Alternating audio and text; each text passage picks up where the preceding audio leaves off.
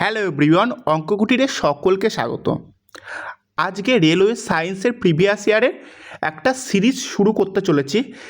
কিসের previous year তোমায় বলে দিই, যে গ্রুপ টি পরীক্ষাটা হয়ে গেল, তার 101টা সেট পুরো হয়েছে, ঠিক আছে? 101টা শিফটে পরীক্ষা হয়েছে টোটাল, এবং এই সমস্ত শিফটের প্রশ্নই এই সিরিজে আলোচনা করা হবে।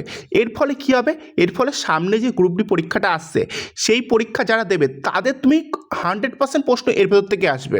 এবং শুধু তাই না, যারা টেকনিশিয়ান বা এলপি বা যেই দেবে সেক্ষেত্রেও কিন্তু প্রশ্ন এখান থেকে আসবে। তাহলে এনটিপিসির ছেলেপেলেদের উপকার হবে না? কারণ এনটিপিসির ছেলেপেলেদের কেন উপকার হবে না বলছি, কারণ এনটিপিসিতে সায়েন্স আসে না সেরকম, কিন্তু বাকি যে পরীক্ষাগুলো বললাম রেলের, সেই সমস্ত পরীক্ষাতে সায়েন্স আসে, তার জন্যই বললাম। চলো শুরু করা যাক।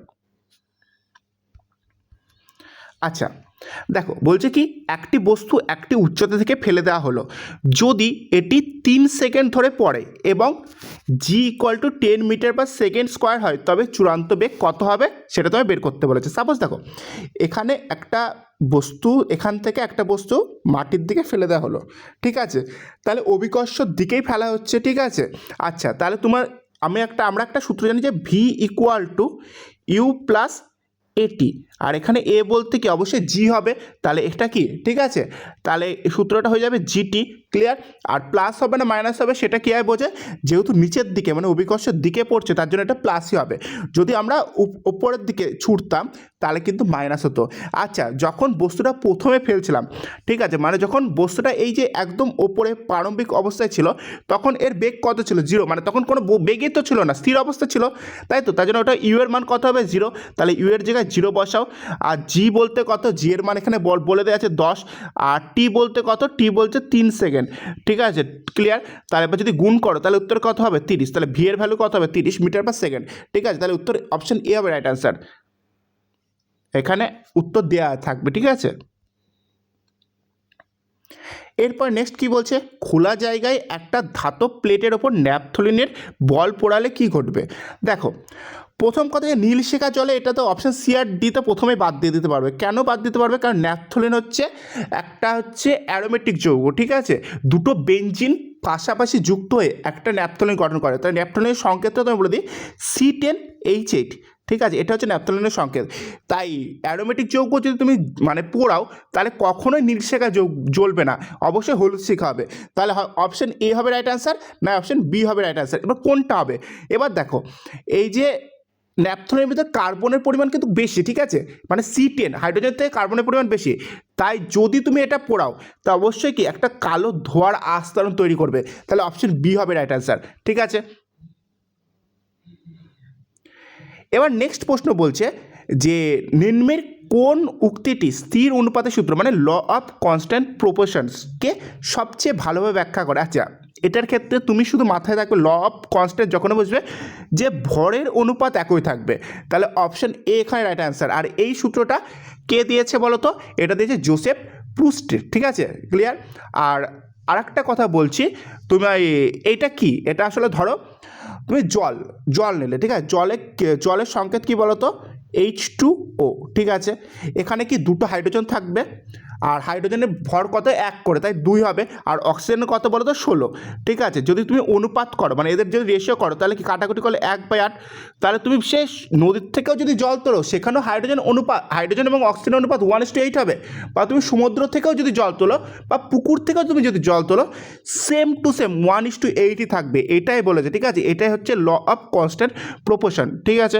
নেক্সট প্রশ্ন দেখো,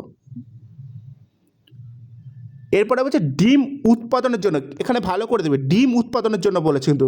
ডিম উৎপাদনের জন্য খামারে যে পোলট্রি পাখি পালন করা হয় তাকে কি বলা হয়? সেটা কিন্তু অপশন ডি, লেয়ার্স বলা হয়। আর ব্রয়লার কিন্তু আমরা মাংস উৎপাদনের জন্য ব্যবহার করি, ঠিক আছে? আচ্ছা, বলছি স্থির বেগে বৃত্তাকার পথে পৃথিবীর চারিদিকে ঘূর্ণায়মানে একটি উপগ্রহের গতি হলো সমবেগ বৃত্তীয় গতির একটি ক্লাসিক উদাহরণ। এই গতির কোন বৈশিষ্ট্যের জন্য এর ত্বরণ শূন্য হয় না? আচ্ছা, যদি বলে সমবেগ, আচ্ছা সমবেগ মানে কি বেগের কোনো পরিবর্তন হচ্ছে না, আর আমরা যদি বেগের পরিবর্তন হলে তো ত্বরণের মান 0 হয়, কিন্তু এক্ষেত্রে ত্বরণ শূন্য হয় না। তার কারণ কি? এটাই তোমায় প্রশ্ন জিজ্ঞাসা করেছে। আচ্ছা, তুমি মাথায় রাখবে যে যে সমবেগ থাকলেও ত্বরণ থাকতে পারে, কখন?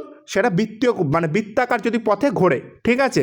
আর এর প্রধান কারণ হচ্ছে কি, প্রতিটি বিন্দুতে গতির দিক ক্রমাগত পরিবর্তিত হয়, অর্থাৎ বেগ পরিবর্তিত হয়। তাহলে অপশন বি হবে রাইট অ্যান্সার। তো আমি বোঝাচ্ছি, দেখো এটা যদি গোলাকার বিন্দু হয় মানে গোলাকার পথ হয়, তাহলে এখানে যদি পার্টিকেলটা থাকে, ঠিক আছে, আর এই পার্টিকেলের তাহলে দিক হবে এখানে, আবার যখন এই পার্টিকেলটা এখানে আসবে তখন দিক হবে কিন্তু এখানে, আবার যখন এইখানটায় আসবে পার্টিকেলটা তখন দিক হবে এখানে, আবার যখন এখানে আসবে পার্টিকেলের দিক হবে এখানে। তাহলে ক্রমাগত মানে প্রতিনিয়ত কিন্তু দিক পরিবর্তন হচ্ছে, তার জন্য ত্বরণ শূন্য হবে না।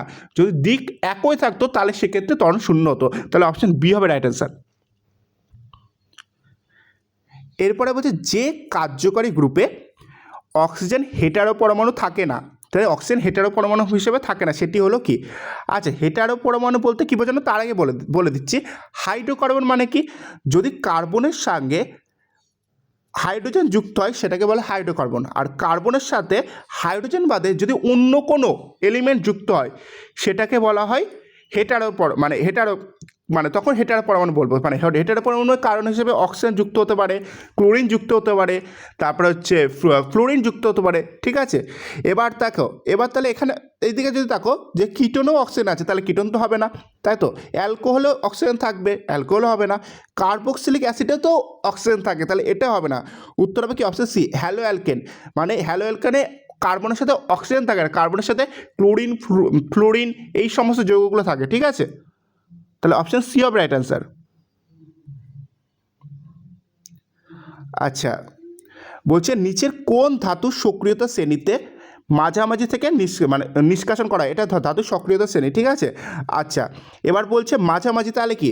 লোহাকে দেখো, লোহা অপশন এ হবে রাইট অ্যান্সার। দেখো লোহা একমাত্র মাঝামাঝির দিকে আছে, ঠিক আছে। বাকি যে পটাশিয়াম, সোডিয়াম, এইগুলো হচ্ছে এইগুলো প্রথমের দিকে আছে, আবার সোনা দেখো লাস্টের দিকে আছে। তাহলে মাঝামাঝি থেকে একমাত্র নিষ্কাশন করা হয় কি? লোহা। তাহলে অপশন এ হবে রাইট অ্যান্সার। আচ্ছা, তোমায় একটা কথা বলছি যে এই সিরিজটা কিন্তু তুমি যেভাবেই পারো তুমি কিন্তু অবশ্যই কি মুখস্থ করে ফেলবে, কারণ এই সিরিজটা থেকে ব্রেলের প্রত্যেকটা শিফটে প্রশ্ন তো থাকবে, মানে একটা কেন আর দুটোও থাকতে পারে, মানে এই সিরিজটা থেকে প্রশ্ন তোমায় দেবেই, ঠিক আছে। আচ্ছা, বলছে মুদ্রিত লেখার ওপর মানে প্রিন্টিং লেখার ওপর যদি একটা পুরু কাচের স্ল্যাব রাখলে অক্ষরগুলো উঁচু বলে মনে হয়, এর কারণ হলো এই যে দেখো কোনো একটা লেখা আছে, তুমি একটা কাচের স্ল্যাব রাখবে, লেখাগুলো এরকম উঁচু হয়ে যাবে, মানে বড় আকারে বা উঁচু উঠে আসবে এরকম মনে হবে, ঠিক আছে। এটার কারণ কি? আলোর পোলারাইজেশন ধর্ম, নাকি আলোর বিচ্ছুরণ, নাকি সম্পূর্ণ অভ্যন্তরীণ প্রতিফলন, নাকি আলোর প্রতিসরণ? এটার কারণ হচ্ছে অপশন ডি, আলোর প্রতিসরণ। এরপরে কি বলছে, লেন্সের ক্ষমতা সংজ্ঞায়িত করা হয় কি? লেন্সের ক্ষমতা হচ্ছে কি বলতো?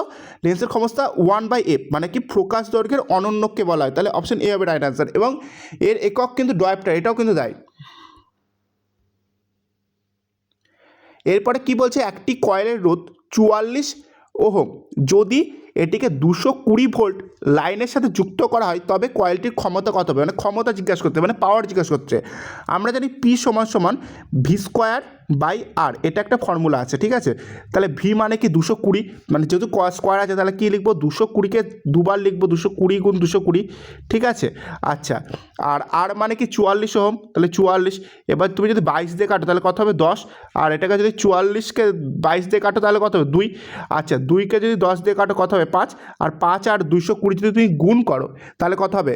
1100, মানে অপশন সি হবে রাইট অ্যান্সার। এরপরে কি বলছে, প্রজাতির মধ্যে বৈচিত্র্য আনার জন্য নিম্নের কোন জীবন প্রক্রিয়াটি মানে জৈব প্রক্রিয়াটি গুরুত্বপূর্ণ? এ দেখো, এটা যা অপশন দিয়েছিল পরীক্ষা হলে, এটা কেউ যদি নাও জানতো শুধু অপশন এলিমেন্ট করেই পড়ে পেতে পারতো। যদি পরিবহন বলতে জল আর খনিজ লবণ আর খাদ্যর পরিবহন বলে, তাহলে এটা তো কখনোই হবে না, ঠিক আছে।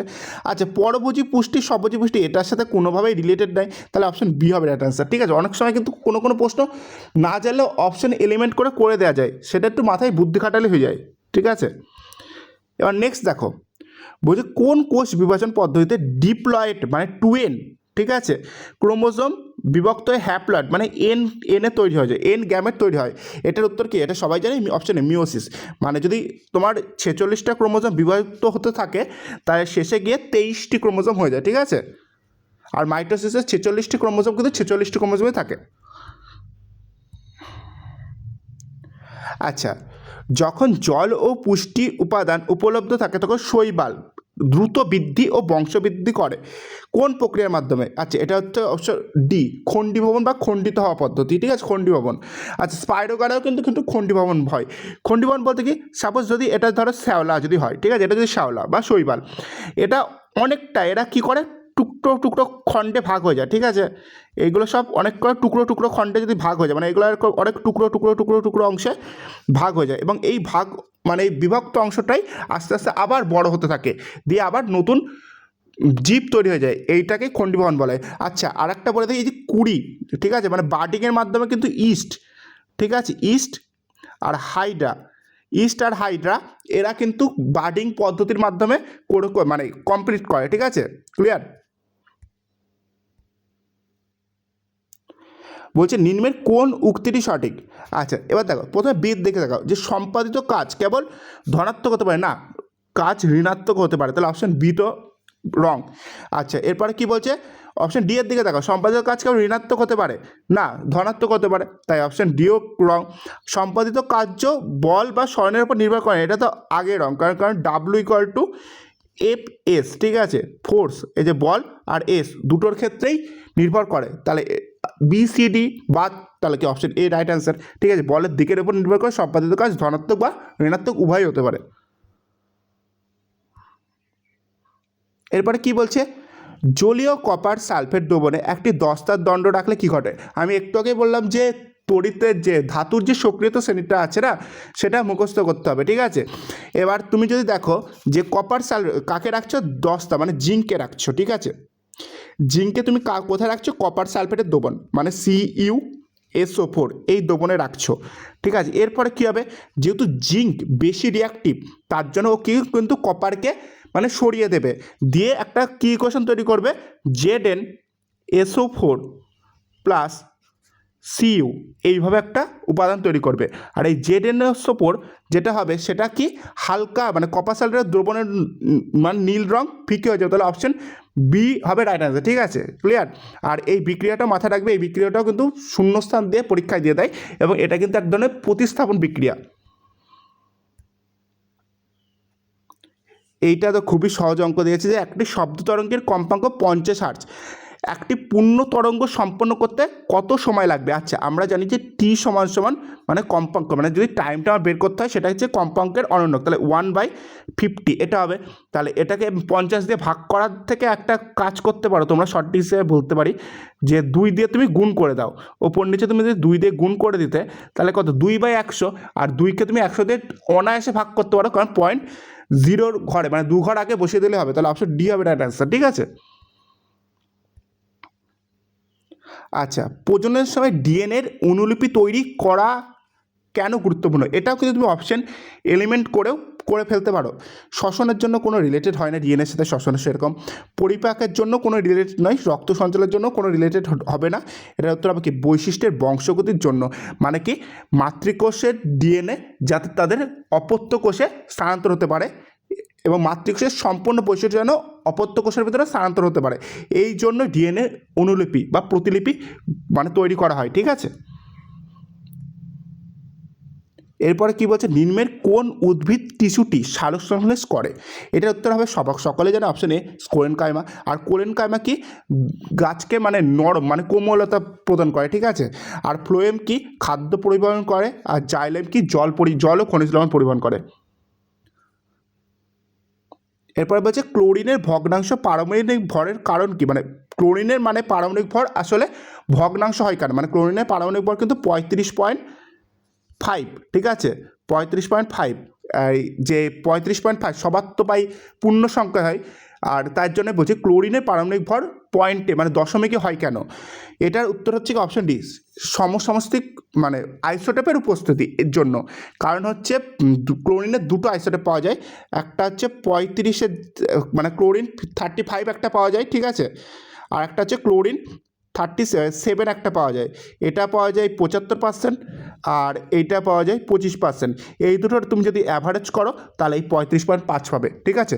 তার জন্য যে ক্লোরিনের পারমাণবিক ভর ভগ্নাংশ হয়, তাহলে অপশন ডি হবে রাইট অ্যান্সার, ঠিক আছে। আচ্ছা, তোমরা একটা কমেন্টে জানাবে তো যে আরও একটা মৌলের পারমাণবিক ভর মানে ইম্পর্টেন্ট মৌল, সেটার ভরও মানে পারমাণবিক ভরও কিন্তু পয়েন্ট হয়, সেটা কি হবে? আচ্ছা, এরপরে বলছি অ্যাজমা প্রধানত শ্বাসযন্ত্রের কোন অংশকে প্রভাবিত করে? আচ্ছা, তুমি মাথায় রাখবে এটার উত্তর হবে কি অপশন বি, যে ব্রঙ্কাই ও ব্রঙ্কিওল। ঠিক আছে, এই দুটোকে কিন্তু অ্যাজমা মানে ক্ষতিগ্রস্ত করে। এই যে আমাদের ফুসফুস, এই যে দুটো ফুসফুস আমাদের, ঠিক আছে, এই যে এটাকে বলে ট্রাকিয়া, ঠিক আছে, এবং এখান থেকে যে দুটো যে শিরা বেরিয়ে এলো না, মূল যে দুটো শিরা বেরোলো, সেটাই হচ্ছে কি ব্রঙ্কাই। আর এখান থেকে শিরার থেকে আরও যে উপশিরাগুলো বেরিয়েছে না, এই যে সমস্ত উপশিরাগুলো, সেই সমস্ত হচ্ছে উপশিরাগুলো ব্রঙ্কিওল। আর এই যে ব্রঙ্কিওলের কিন্তু আরও যদি জুম করতে পারো তুমি দেখতে পাবে যে এই ধরনের অংশগুলোকে বলা হয় অ্যালভিওলাই। ঠিক আছে, ক্লিয়ার? আর ডায়াফ্রাম মানে তো মধ্যচ্ছদা, তাহলে অপশন বি হবে রাইট অ্যান্সার। আচ্ছা, বলছে কালচার ফিশারি বলতে কি বোঝানো হয়? এটাকে উত্তর হবে কি অপশন সি, মাছের চাষ করা, মানে এটা মানে কি নিয়ন্ত্রিত পরিবেশে চাষ করা, এর বাংলায় নিয়ন্ত্রিত জৈবিক চাষ বলতে পারো। ঠিক আছে, এরপরে বলছে বিভব পার্থক্য ভোল্ট এককে পরিমাপ করা হয়। এটা তো অবশ্যই সত্য, কারণ বিভব পার্থক্য আমরা ভোল্ট এককেই পরিমাপ করি। তারপর বলছে 1 ভোল্ট সমান 1 নিউটন প্রতি কুলম্ব। না, এটা ভুল। 1 ভোল্ট সমান সমান 1 joule per coulomb, not 1 Newton per coulomb. তাহলে তোমরা বলো তো 1 নিউটন পার কুলম্ব কী হবে? 1 নিউটন পার কুলম্ব অবশ্যই কি এক ইলেকট্রিক ফিল্ডকে বোঝায়। ঠিক আছে, তাহলে অপশন সি হবে রাইট অ্যান্সার। বলছে নিম্নের কোনটি সমবেগে বৃত্তীয় গতির উদাহরণ? এটা কি অপশন এ, ঘূর্ণায়মান পাখার ব্লেড। ঠিক আছে, এটা দেখেই বোঝা যাচ্ছে। তারপর কি বলছে, নিম্নের কোনটি দ্রবণের ঘনত্ব প্রকাশের জন্য, দ্রবণের ঘনত্ব প্রকাশের 3টি ইউনিট ব্যবহার করা হয়? একটা হচ্ছে ভর, ভরের সাথে ভর, তাহলে ভরের সাথে ভর এটা তো হবে, আর এখানে হয় না বলেছে। ঠিক আছে, এটা মাথায় রাখবে যে ভরের সাথে ভর হবে, আয়তনের সাথে আয়তন এটা হবে, আবার ভরের সাথে আয়তন হবে, কিন্তু আয়তনের সাথে ভর হবে না, তাহলে অপশন এ কিন্তু হবে না, মানে অপশন এ হোকেনের উত্তর হবে, কিন্তু অপশন এ কিন্তু ভুল, এটা ভুল। ঠিক আছে, আচ্ছা, বলছে সাবানের পরিষ্কার করার ক্রিয়ায় যে আমরা মাইসেলের প্রধান ভূমিকা, যে মাইসেল বলতে কি, যে তুমি যদি সাবান ঘষো না, এই ধরনের এই যে বুড়বুড় এই ধরনের জিনিস উৎপন্ন হয়। ঠিক আছে, এইগুলোকে বলা হয় মাইসেল। ঠিক আছে, এই মাইসেলের কাজ কি? এই মাইসেলের কাজ হচ্ছে অপশন বি, তেল ও ময়লা আটকে সরিয়ে ফেলা। ঠিক আছে, আর এটা কিন্তু এই যে মাইসেল কিন্তু জলের পৃষ্ঠটান বৃদ্ধি করে না, এটা কিন্তু জলের পৃষ্ঠটান কমায়। ঠিক আছে, আজকের ভিডিওটা এই পর্যন্ত ছিল। আজকে আমরা মানে বিগত যে গ্রুপ ডি পরীক্ষাটা হয়ে গেল, সেই পরীক্ষার একটা শিফটের প্রশ্ন নিয়ে আলোচনা করলাম। নেক্সট ভিডিওতে আরও একটা শিফট নিয়ে আলোচনা করবো। আশা করি তোমরা যদি এই ভিডিওগুলো মানে এই সিরিজটা সম্পূর্ণ করো, তোমাদের সায়েন্সের মানে রেলওয়ে সায়েন্সের জন্য আলাদা কোথাও কিছু পড়তে হবে না। তোমরা এই প্রশ্নগুলো দেখে যাবে, গ্রুপ ডিতে যাই প্রশ্ন আসুক না এর ভেতর থেকে আসবে, তুমি 100% অ্যাটেন্ড করে আসতে হবে। আর ভিডিওটা দেখার জন্য সকলকে ধন্যবাদ।